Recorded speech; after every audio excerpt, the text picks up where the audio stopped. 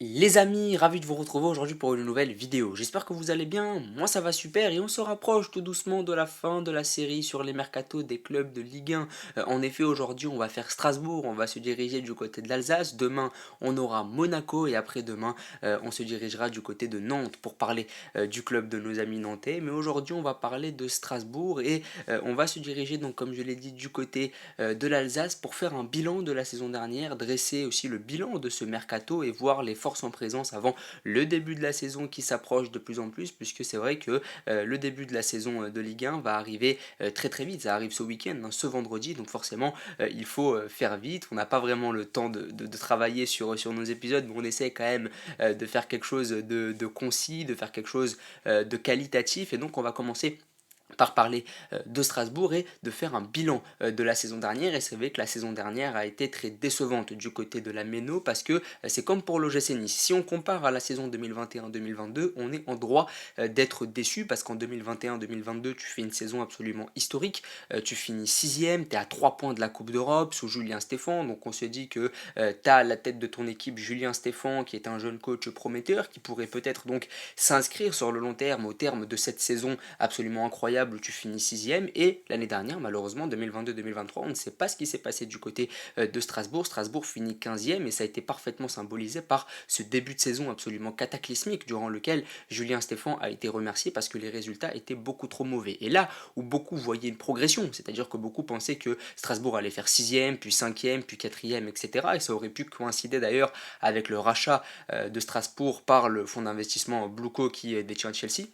Finalement, tu as obtenu une certaine régression qui fait qu'aujourd'hui, au moment où tu te fais racheter, tu n'es pas au top de ta forme et finalement ce rachat arrive à point nommé. Mais j'aurais aimé que ce rachat arrive au terme de la saison dernière, lorsque Strasbourg avait fini 16ème. Tu aurais peut-être été beaucoup plus attractif, tu aurais peut-être eu une plus grande vitrine, en tout cas sur l'Hexagone et peut-être même en Europe, parce que quand tu finis 6ème de Ligue 1, tu as quand même une certaine vitrine, surtout quand tu t'appelles Strasbourg et que tu n'es pas forcément destiné à faire un top 6. Donc c'est vrai qu'on est en droit d'être déçu parce que Strasbourg l'année dernière finit 15ème. Et donc Julien Stéphan a été remercié en janvier, il a été brièvement remplacé par Le Scornet, son adjoint, et puis c'est Antonetti qui est venu. Et forcément, quand Antonetti arrive à la tête d'un club de Ligue 1 en plein milieu d'une saison, c'est qu'en général c'est pas bon, parce qu'en général Antonetti c'est le genre de coach que tu prends pour te maintenir. Et donc il a très rapidement assuré la mission maintien parce que c'est ce qu'il sait faire de mieux.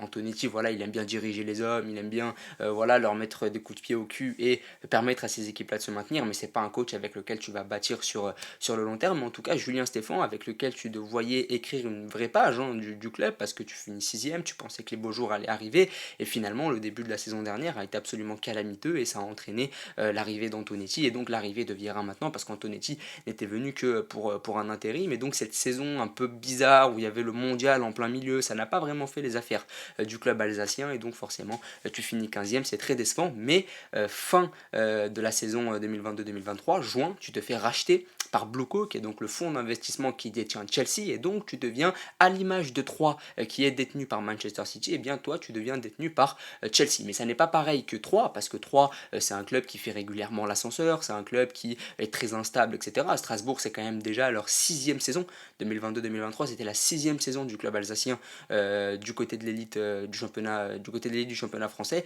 Là tu vas entamer ta 7ème saison, donc c'est quand même un club qui est stable au niveau de la Ligue 1, c'est un club qui est très installé, c'est un club qui vise souvent un top 10, qui vise même un top 15. Ils ont fini 15ème la saison dernière, donc c'est pas un club qui va jouer le maintien chaque année, à l'image de Troyes qui fait toujours l'ascenseur. Là, Strasbourg, c'est vraiment un club qui nourrit de grosses ambitions, et le fait d'être acheté par Chelsea, ça leur offre encore plus de moyens pour pouvoir mieux travailler. Et on va le voir sur les recrues du mercato, le fait d'avoir été racheté par Blueco, ça leur permet d'être beaucoup plus attractif. Et comme je l'ai dit, Strasbourg et Troyes, c'est incomparable, parce que Troyes, ça fait l'ascenseur, et Strasbourg, ça vise quand même souvent le top 10. Ça a été parfaitement symbolisé par la saison 2021-2022 où il finit 6ème. Je pense que l'année dernière, ça a été un petit couac dans la machine, et je pense que le projet strasbourgeois va maintenant pouvoir repartir de plus belle, parce que tu as été racheté, parce que tu es plus attractif, et parce que de base, tu n'es pas un club qui joue le maintien, et tu es un club qui est installé depuis des années. Maintenant, tu vas faire ta 7ème saison en Ligue 1, et puis surtout, il y a quelque chose à ne pas négliger, c'est le stade.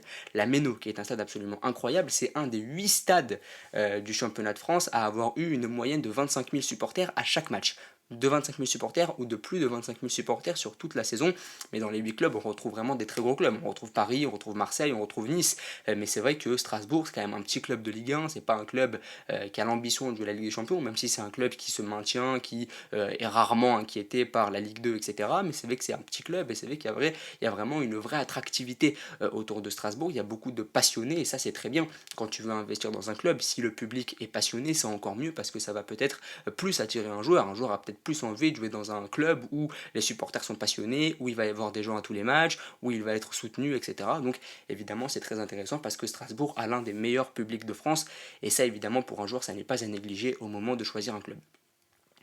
Maintenant, on va faire un bilan du mercato de Strasbourg au niveau des arrivées. Alors vraiment, Strasbourg a énormément investi sur ce mercato. Forcément, tu as été racheté, donc tu as eu la dalle acheteuse. Et j'ai envie de dire, tu as vraiment eu envie d'acheter des joueurs directement. Quand on t'offre beaucoup d'argent, évidemment que tu as envie de l'investir. Abakar Silla, 20 ans, un défenseur central ivoirien qui évoluait du côté de Bruges, qui a joué des matchs de Ligue des Champions avec le club belge, qui a même marqué un but en Ligue des Champions, qui est formé du côté de la Côte d'Ivoire, que tu as pris pour 20 millions d'euros et qui est devenu ta recrue la plus chère de ton histoire. Et donc, forcément, là tu passes dans une autre dimension parce que 20 millions d'euros à une certaine époque c'était impossible pour Strasbourg et là aller chercher un joueur de 20 millions d'euros, un joueur de 20 ans, c'est pas non plus un joueur confirmé, c'est pas un joueur qu'on connaît beaucoup dans le football européen, c'est pas un grand nom du football européen, mais 20 millions d'euros pour un joueur de 20 ans, un défenseur central, un prospect que tu pourras peut-être revendre plus tard ou que tu pourras peut-être offrir à Chelsea parce que maintenant je pense que l'ambition des jeunes joueurs qui s'engagent à Strasbourg, même s'ils ont pu jouer des Ligues des Champions avant comme c'est le cas pour Abakar Silla,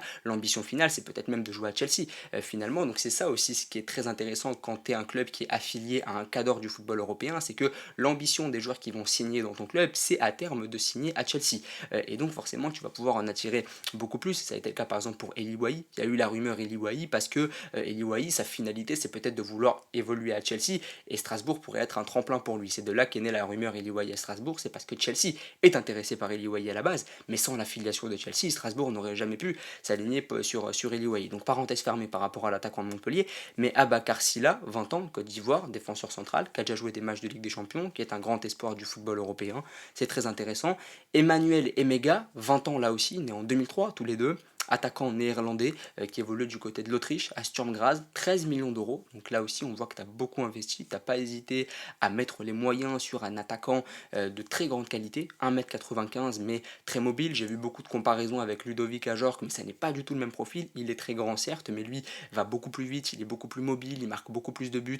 C'est un joueur qui a une qualité intrinsèque qui est quand même supérieure à celle de l'attaquant français. Donc là aussi, tu prends un jeune joueur qui, pourquoi pas, à terme, pourrait s'engager du côté des Blues. Tu prends deux joueurs de Bordeaux et là tu fais coup double parce que les deux joueurs ont le même agent et donc se sont mis d'accord ensemble pour venir à Strasbourg. Junior Mwanga, défenseur, 20 ans, franco-congolais, qui évoluait du côté de Bordeaux, 10 millions. Et Dylan Bakwa, 20 ans, français, là aussi. Ailier gauche, par contre, lui, franco-congolais également, et 10 millions d'euros. Donc tu as fait le package, tu as pris les deux joueurs du côté de Bordeaux, les deux à 20 millions d'euros. Donc là aussi c'est très intéressant parce que c'est des jeunes joueurs qui ont fait leur classe en Ligue 2, qui ont peut-être fait leur temps en Ligue 2, qui ont peut-être envie de progresser maintenant en Ligue 1, qui sont quand même des beaux espoirs, qui ont fait des belles choses du côté de l'antichambre de la Ligue 1. Et donc maintenant ça va être très intéressant de voir ce qu'ils vont faire du côté de l'élite.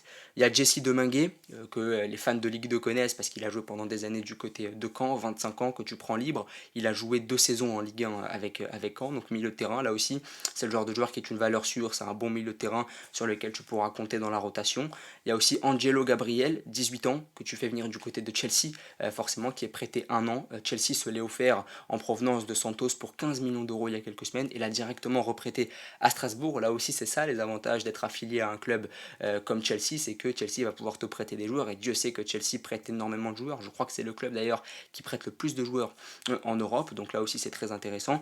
Steven Basseya, défenseur central de 18 ans, que tu vas chercher du côté de Nancy. Là aussi, beaucoup de supporters strasbourgeois ont beaucoup d'espoir en ce joueur-là parce qu'il a de la qualité également. Et puis, tu es allé chercher du côté du Cameroun, tu es allé chercher du côté de la D1 camerounaise, Clancy Beaton, un arrière-droit de 18 ans qui lui évoluera avec la réserve sur la première saison, mais que tu pourras lancer sur les prochaines années. Puis tu as beaucoup de retours de prêt, beaucoup de joueurs qui étaient prêtés en Ligue 2 qui reviennent pour renforcer l'équipe première, mais qui pourront sûrement être reprêtés. Il y a Bastien, il y a Chahiri, il y a Fila, il y a Senaya, il y a Saïdion qui avait déjà marqué un but contre le PSG, qui est un numéro 9 ivoirien, qui a été prêté à Annecy, qui a fait une très bonne saison d'ailleurs du côté d'Annecy la saison dernière, qui pourra peut-être être installé hein, sur le front de l'attaque strasbourgeoise, mais ça me paraît compliqué parce qu'il y a énormément d'attaquants, mais en tout cas c'est un joueur de qualité qui a fait des belles choses. Donc on voit qu'au niveau des recrues c'est très intéressant, t'as pas hésité à investir parce que forcément tu as été racheté par Chelsea, donc maintenant tu déballes un peu tous tes moyens financiers, tu as de l'ambition, tu es allé chercher en Ligue 2, tu es allé chercher des jeunes prospects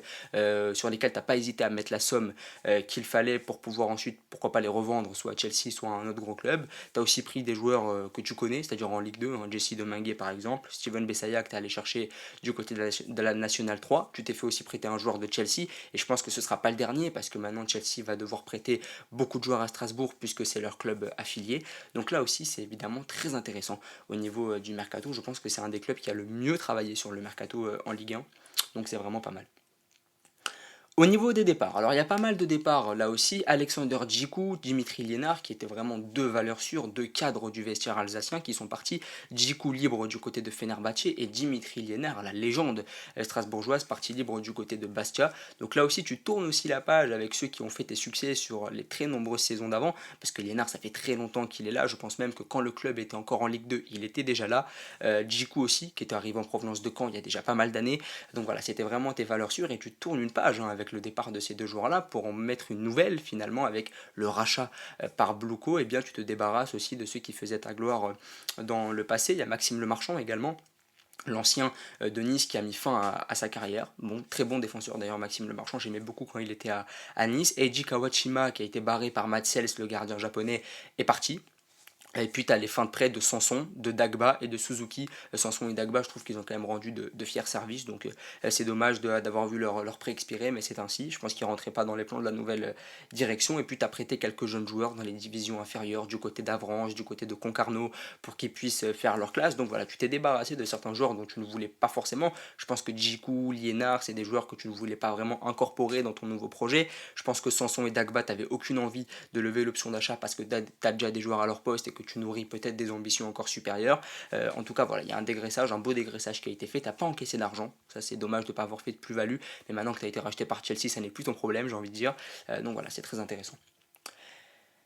Maintenant au niveau du 11, alors il y a beaucoup de joueurs dans l'effectif de Strasbourg, j'ai été très surpris de voir parce que entre les retours de prêt, entre les joueurs qui vont être prêtés par Chelsea, entre les joueurs qui sont en instance de départ et qui ne sont pas encore partis, les joueurs qui étaient déjà là avant, ça fait vraiment un beau panel de joueurs qui ne sont pas encore partis, t'as pas encore réussi à bien dégraisser parce qu'on l'a vu hein, au niveau des départs, à part Djikou, Liénard, Kawachima et Le Marchand, t'as pas vraiment réussi à vendre et il y a beaucoup de joueurs qui devraient être vendus pour que Strasbourg puisse se faire un peu d'argent, mais c'est vrai que pour le moment, tu as un effectif qui est très fourni, il y a même des postes qui sont triplés, les postes de latéraux sont tous les deux triplés, donc il va falloir aussi faire un dégraissage à ce niveau-là, et puis aussi peut-être que Strasbourg va attirer de nouveaux joueurs d'ici la fin du mercato, mais en tout cas pour le moment il y a un dégraissage à faire et je pense qu'il y a de l'argent à encaisser. Dans les buts, Mats Sels, qui a été élu meilleur joueur, pardon, qui a été nommé dans les meilleurs gardiens, mais qui a été élu meilleur joueur de Strasbourg sur la saison dernière, super gardien, j'aime beaucoup, je dis que s'il n'y a pas Thibaut Courtois du côté de la Belgique, il serait titulaire tous les jours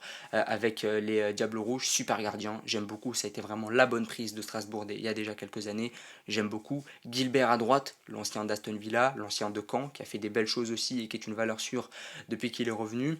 Abakar Silla, forcément, 20 millions d'euros, recrue la plus chère de ton histoire, tu es obligé de l'installer directement. Niamsi, l'ancien de Rennes, qui est aussi une valeur sûre, qui a fait des belles choses depuis qu'il est arrivé, j'aime beaucoup, mais après en doublure, tu as aussi d'autres joueurs comme Doucouré, comme Basseya, on en parlait aussi tout à l'heure, comme Mwanga, donc là aussi tu as beaucoup de joueurs à ce poste-là, tu en as 5, peut-être qu'il va falloir en faire partir un, mais il n'y a quasiment que des nouvelles recrues, mais moi en tout cas je mets Niamsi qui est quand même une valeur sûre, à gauche Delaine, mais tu as aussi en doublure Sobol, l'Ukrainien qui est actuellement blessé, mais qui pourrait revenir faire de belles choses, mais Delaine je le mets, depuis qu'il est venu en provenance du FC Metz, il a toujours été une valeur sûre, il a toujours fait des très belles choses. Au milieu de terrain, là aussi, tu as un milieu de terrain qui est très fourni. Habib Diarra, qui est très courtisé, moi je le mets, mais il est très courtisé, donc il pourrait être vendu. Je sais que sa valeur marchande est à 10-15 millions, qu'il a été courtisé par l'OM, par l'OL, donc je pense qu'il pourrait peut-être partir.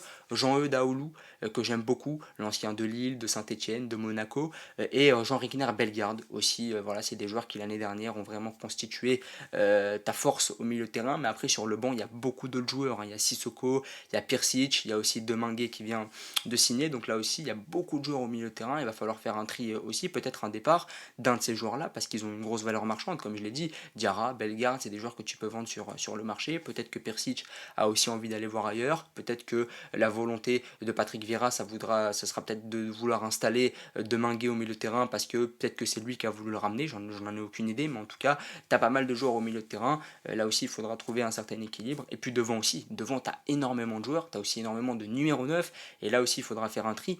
À gauche, je mets Bakwa. Je pense que c'est un joueur dont tu n'as pas beaucoup, t'as pas beaucoup ce genre de profil, j'ai envie de dire, sur le front de l'attaque strasbourgeoise. Donc Bakwa sur le côté gauche, ça peut être vraiment intéressant. En plus, il a fait des belles choses, hein, du côté de Bordeaux. À droite, je mets Angelo Gabriel. Je pense que là aussi, tu aurais deux ailiers de percussion, deux ailiers de qualité.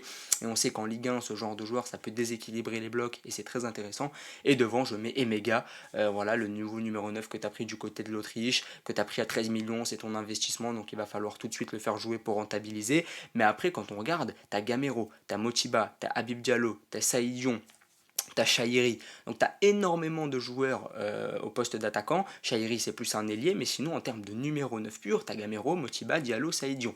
Donc il va falloir absolument faire un dégraissage. Je sais que Habib Diallo est annoncé sur le départ parce qu'il a quand même fait le tour de force de marquer 20 buts l'an dernier alors que Strasbourg a fini 15e.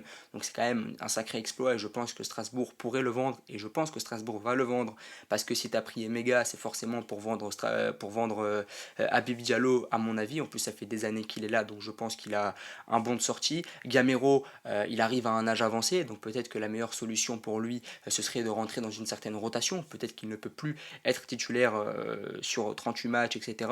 Saïdion, je pense qu'on se redirige vers un nouveau prêt, même s'il a fait des belles choses du côté d'Annecy, même si c'est un profil différent de celui de Gamero, de Motiba et de Diallo, parce que c'est un numéro 9, mais c'est un peu un 9,5, un 10 très technique, que tu peux peut-être faire jouer un peu plus bas, mais c'est vrai que son profil est très intéressant et tu n'en as pas vraiment de ce genre de joueur-là sur le front de ton attaque, mais je pense qu'il va être reprêté, voire même vendu, parce qu'il a fait une bonne saison, il a acquis une certaine cote sur le marché, à mon avis, donc peut-être qu'il pourrait être vendu, mais en tout cas, voilà, il y a aussi Motiba qui a fait des belles choses du côté de Lille dans le passé, qui a marqué quelques buts à Strasbourg aussi, là aussi, il va falloir absolument dégraisser sur le front de ton attaque, parce que là, tu as beaucoup trop de joueurs, et il faut que Strasbourg fasse de l'argent, parce que Strasbourg n'a pas fait d'argent depuis le début du mercato.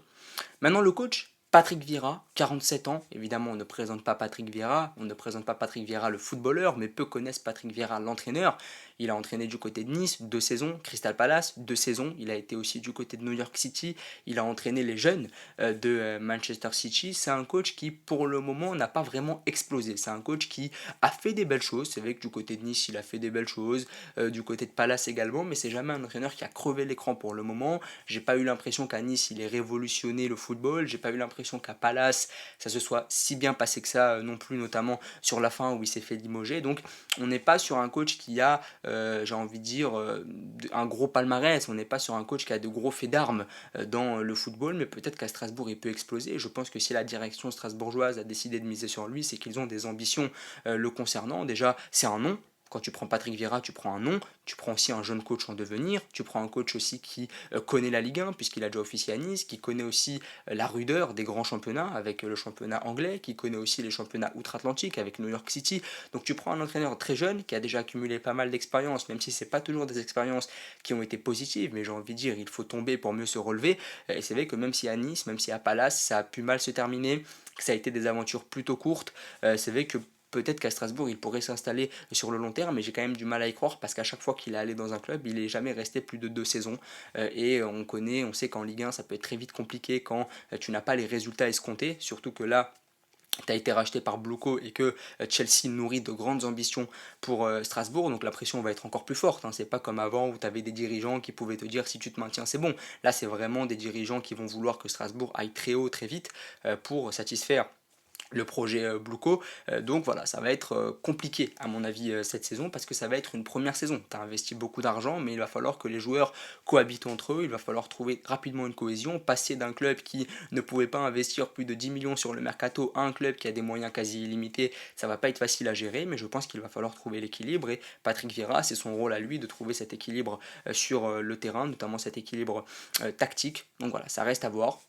Strasbourg, je les vois peut-être jouer un top 10. Je pense que ça va être l'ambition du club alsacien, ça va être de viser un top 10. Moi, personnellement, je les vois peut-être 10e, 11e. Ça serait déjà une progression par rapport à la saison dernière. Et on le sait, il faut bâtir pour devenir, il faut forger pour devenir forgeron, j'ai envie de dire. Donc il faut accumuler les saisons, ça va pas se faire du jour au lendemain. Et je pense que Strasbourg va devoir être en constante progression sur les prochaines saisons parce que ça va pas se faire comme ça. Mais en tout cas, c'est très bien qu'ils aient été rachetés par Chelsea, même si évidemment il y a des bémols d'avoir été racheté par Chelsea. Par exemple, si tu te qualifies pour la Ligue des Champions, on ne sait jamais, eh bien tu ne pourras pas la disputer parce qu'il y aura Chelsea dans la même compétition. Même si Ceferin, le président de l'UEFA, a dit qu'il allait peut-être trouver une solution pour mettre fin à cette règle-là. Mais en tout cas, oui, le fait d'avoir été absorbé par Chelsea, ça t'offre des moyens illimités, ça t'offre les joueurs que tu veux. Tu peux aussi te faire prêter des joueurs par le club londonien, mais ça a aussi ses limites parce que finalement, tu perds un peu l'ADN de ton club, tu perds un peu ce qui faisait ton club. C'est que tu étais détenu par des Français, tu étais détenu par des Strasbourgeois, tu étais détenu par des dirigeants qui connaissent le club, qui viennent du cru pour la plupart du temps.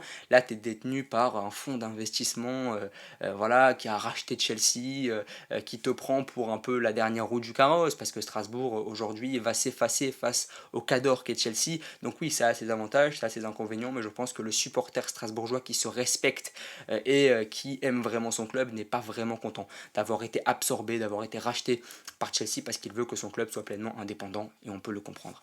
N'hésitez pas à me dire ce que vous en pensez, à vous abonner, à liker et à partager. Merci beaucoup.